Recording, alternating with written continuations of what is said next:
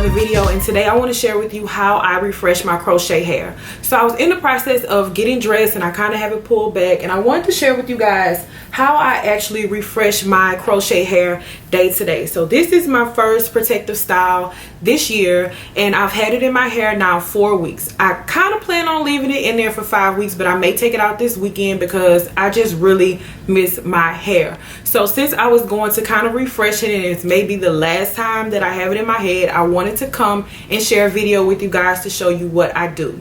I really love this particular protective style because it is super low maintenance. I, for the most part, don't have to do much to it. I normally wake up, take my hair out the bonnet, shake it, and go. But on days like today, it is Friday, we're about to hang out, I want to do a little bit extra to my hair to kind of bring it back to life. So one thing that I do like to do to my hair, specifically my scalp, when I am wearing a protective style, any protective style, is to kind of wash my edges or wash any part of my scalp that you can see. So I did do that today. I shampooed around my edges here, a little under here, as well as on the part, and that's because my hair gets really dry in between wash day, and obviously when you're wearing a protective style you can't really wash your hair. So I like to go in and kind of refresh my edges because my scalp is disrespectful and the wind will blow and then you will see patches of dryness all over the place, and I don't want that to happen. What I like to use for that particularly is the Cantu's root rinse, because it is apple cider vinegar and tea tree oil. Both are really good at getting buildup off of the scalp. It also doesn't lather, so you don't have to worry about suds going down your braids or going all back here. You can focus that product right around your edges or whatever section that you're working with and really get your scalp clean. So I like using that product. If you don't have that, you can definitely use a shampoo. I've used the shampoo as well. Another thing that I like to do is use this product from Uncle Funky's daughter. This is the Defunk product. This is a hair refresher tonic. So kind of day to day, depending on what my scalp is looking like, if I see a little bit of buildup, I'll spray this on my scalp, kind of rub it in to get that buildup off. It also has a really nice scent, so sometimes I'll spray it all over my hair, and it just kind of refreshes the hair in general. Another product that I like to use for my scalp if I'm feeling itchiness, this product is from Shea Moisture. This is the jojoba oil and yucca butter track tension and inch relief serum. It calms and comforts cornrows, box braids, weaves, and extensions. I am literally out of this product, but I really like it, and it instantly makes your scalp feel so much better if it's itching or it's too tight from your braids or anything. It just instantly makes your scalp feel better. So this is my hair. Like I said, I had it pulled back in a bun. This is 4-week-old crochet. If you're interested in the type of hair that I'm wearing, I'll put a link above of a video that I did talk about this particular hair. This is the Jamaican Bounce. This is the only crochet hair that I've ever used, and I absolutely love it. It is super low maintenance and I really enjoy using it. It looks like my natural texture if my hair was this big, and I just love it. It looks kinky. It just looks like my hair. A lot of people think it is my hair, people that don't really know me. So overall, the hair doesn't look bad. I probably could fluff it up and make it look a little bit better and not have to do anything to it. But I do like to do this little routine once to twice a week, just in case I want to kind of take my hair up a notch. So first thing, I got a spray bottle, and I like to work in sections, so you don't have to be really perfect with your sections. I just grab a chunk of hair and I spray it with the water, and you just want to get it a little bit damp. You don't want it to be drenching and dripping all over the place. You just want it to get a little bit wet, and I like to just use my hands to kind of pull that water through. Next product that we're going to use is a mousse. What I'm using today, this is from Lotta Body. This is the Wrap Me Foaming Mousse. I also have another mousse. This is the Elastic P Olive Oil and Mango Butter Design Foam, and it's just a like foam for wrap, setting, and styling. I would suggest to use a really inexpensive, lightweight foam product like this.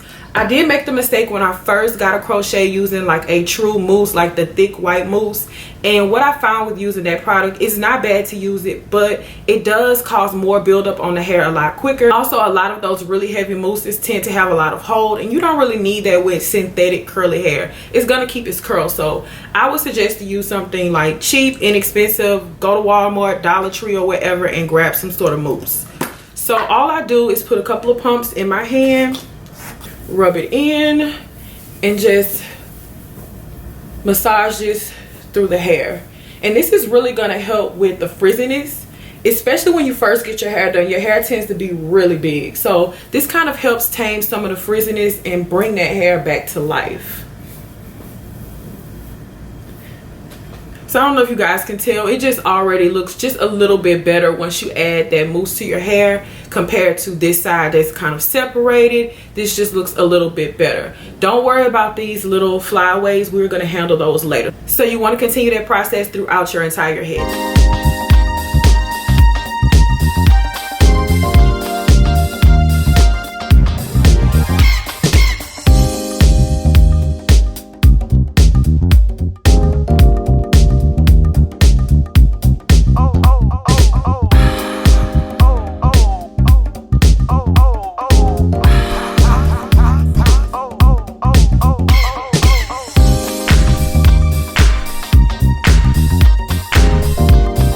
So once you apply the foam over all of your hair, you just want to kind of fluff it out, shape it how you want it.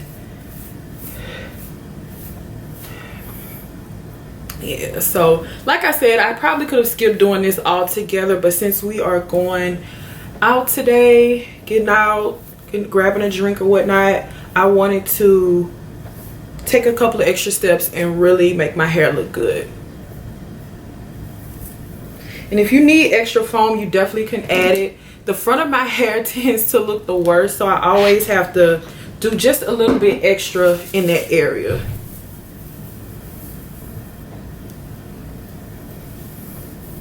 Now once we've tamed this frizziness, now we're going to work on these little ends, these little frizzy ends and these little pieces throughout. So you want to grab some shears and we're going to cut our hair. So if you don't feel comfortable doing this, I understand. I have no problem cutting my hair, and what you don't want to forget is that this hair is curly.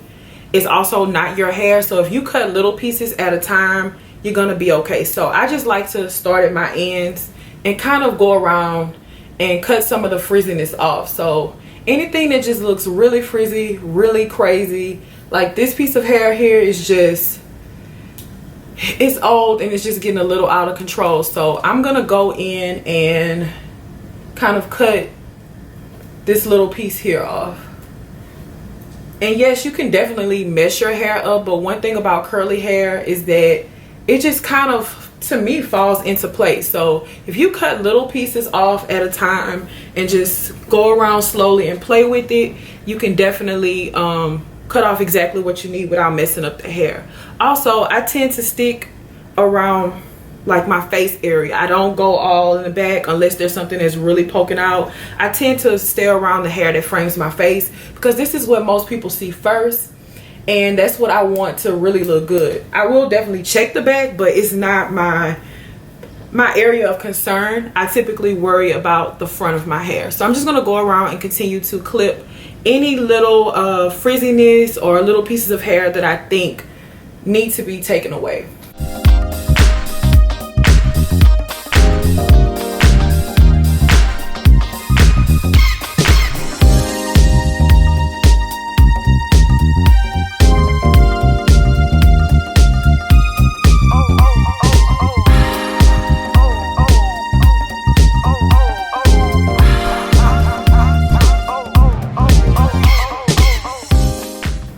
Also, sometimes throughout wearing a crochet style, you will find where some of the hair starts to stretch out and get a little bit longer.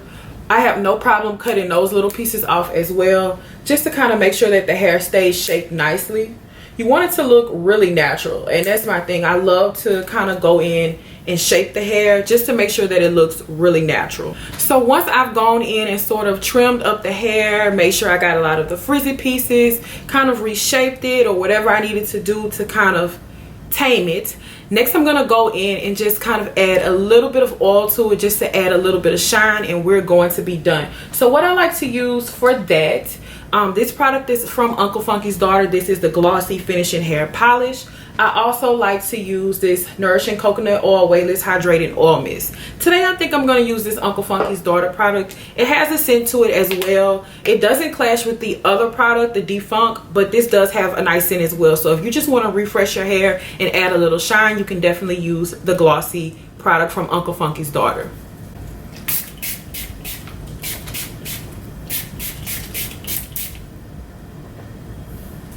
So that's pretty much it, guys. That's what I do to refresh my crochet hair. You can always lay your edges. You can always restyle it, pull it up. I've been able to pull my hair up in a bun. You can always add a little hair charm or anything to it to kind of take your hair up a notch. But this is pretty much how I wear my hair every day. Down, curly, it's bouncy, it's big, and I absolutely love it. So if you guys are interested in this crochet hair, I'll have a link below where you can purchase this hair. Also, if you're wondering how I prep my hair before I get a protective style, I'll have a video link below for that as well. Thank you guys so much for watching.